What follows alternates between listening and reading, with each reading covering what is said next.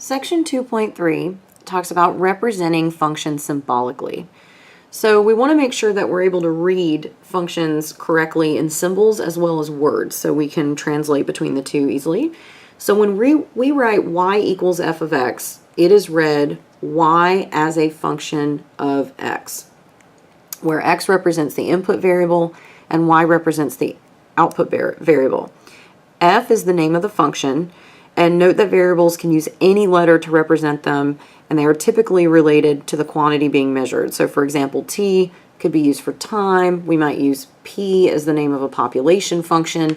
So the letters in front of the x are arbitrary, they're just the names of the functions. And if we're working with multiple functions, then we give them different names so that way we don't confuse them when we're doing our math. So what I've done for you on here is I've listed out step by step how to do a lot of the calculator functions. I'm not going to read all of this to you. There are sometimes more than one option for some of the things that we're going to do, but I've actually got a calculator and I'm going to show you step by step how to do each of these functions. So some of these are more useful than others. And so let me kind of run through maybe why you'd want to pick one option over the other depending on what you were asked to do. So if you're trying to find the value of a function for a given x, so in an algebra-based class, right, we would just plug x into the formula. But in this class, we're going to be finding the values of multiple x's at once. So if we want an exact value where you've been given the x, this is going to be preferred for a given x value.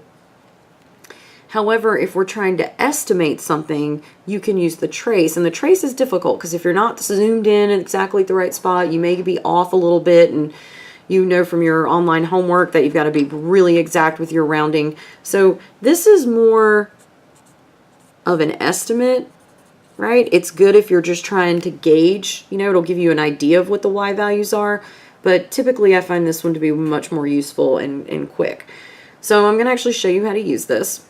So example 6 says, for the function 6x squared plus x minus 1, we want to find what f of each of these three values are. So when you want to do multiple values of x.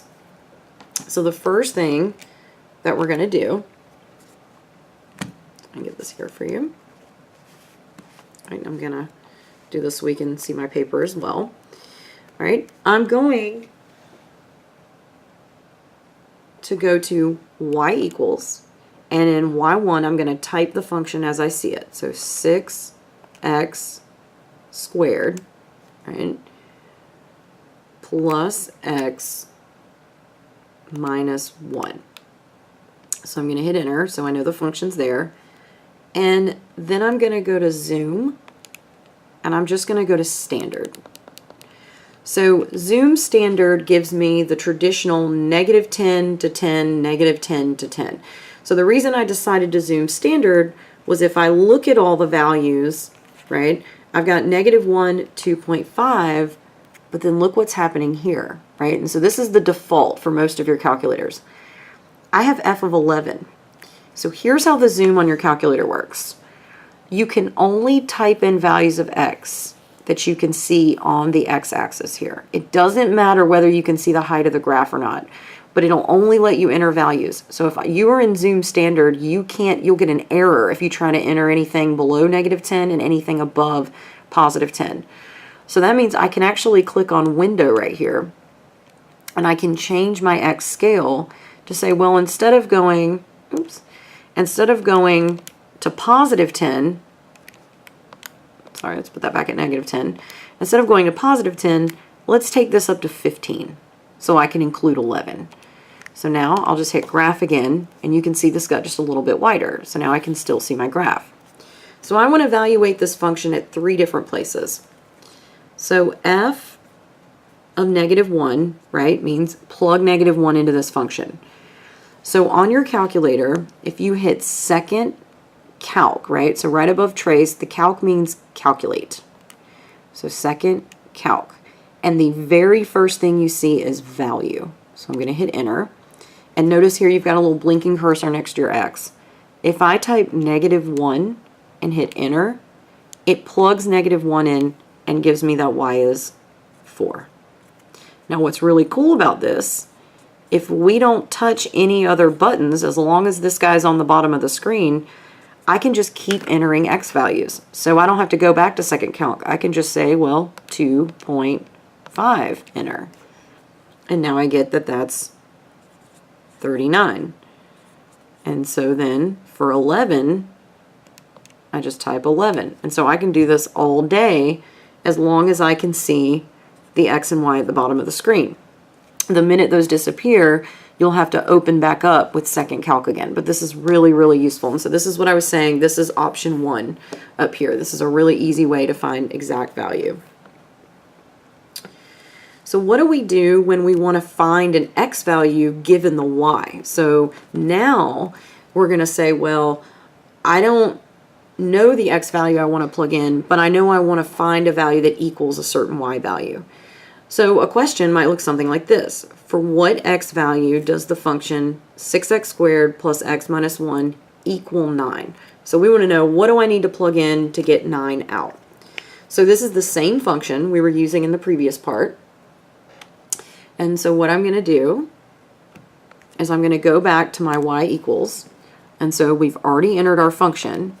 But now what I'm going to do is I'm going to enter the function on the other side of the equal sign, which was just y equals 9. So look what happens when I hit enter, or excuse me, graph.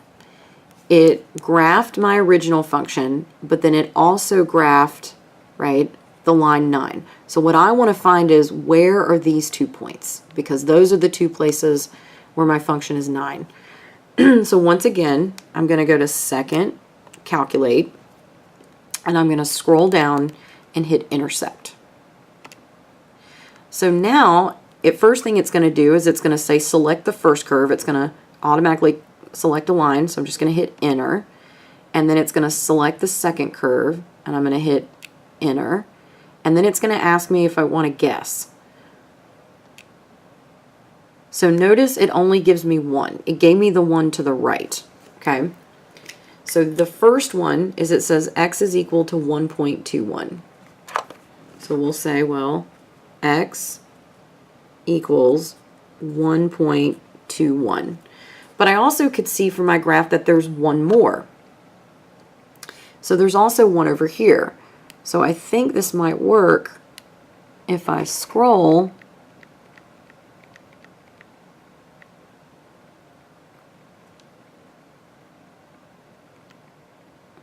See, I can't really land on it. So this is tracing. This is why the trace thing isn't that great, right? So what we can do is we can go back to second, calculate, intersect. And now when we select the curve, I can actually move the trace so that it's over here to the left of that other intersection. And then when I grab the second curve, I can grab a point to the right. Oops. Sorry, it's not, I can't really see it.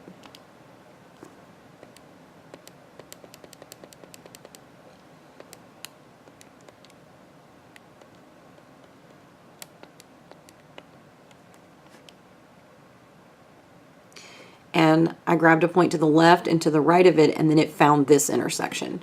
So when I grabbed the one, this was a little bit high up on the screen, a little arrow came up, and then I just shifted it over so it was just to the right of that guy and hit enter, and now we can see the other intersection is negative 1.38. So we were able to get both. A second option that you could do is you could just zoom in to the graph at that portion, but you want to be careful if you have multiple intersections that you have to go in and get them each one at a time. So the next thing that we're going to look at is, how do we calculate a single ARC value from a given equation on an interval? So once again, we have 2 options. So typically I found that this one's a little bit easier. This is just using the formula. This one is good if we have a list of values. So this is what you're going to use when you have an equation. And this is what you're going to use when you have a table of values. So the first one we're going to look at is what to do with an equation. And then in the next section, we're actually going to do this for a table of values. So we want to find the ARC for the following function, so same function we've been working with, on the interval from 2 to 4. So the first thing I'm going to do is I'm going to go into my y equals, and I'm going to remove my function y equals 9, because I only want to look at this particular function. So then we're going to do this using option 1. We've typed it in, and we're going to hit second quit, because we've got it in there. We want to go back out to our main home screen. And then we're going to type the following. So we're going to do parentheses y1, and we find y1, because that's the equation we just did, by going to vars, right, which is for variable, and then you'll go to y variables function, and there's y1. So there's our y1. And then I'm going to do parentheses of b. Our b in our interval was 4. Close parentheses, minus, let's grab y1 again, so vars, y variables, function, y1, of 2, close the parentheses on the 2, and now close the parentheses on the numerator. So now you can see that's the numerator of f of b minus f of a. Then we're going to divide, open parentheses for the denominator, and say 4 minus 2. And when we hit enter, we get 37. So what this has done for us is we just said, right, y1 of 4 in parentheses minus y1 of 2 over 4 minus 2 equals 37. So that is the ARC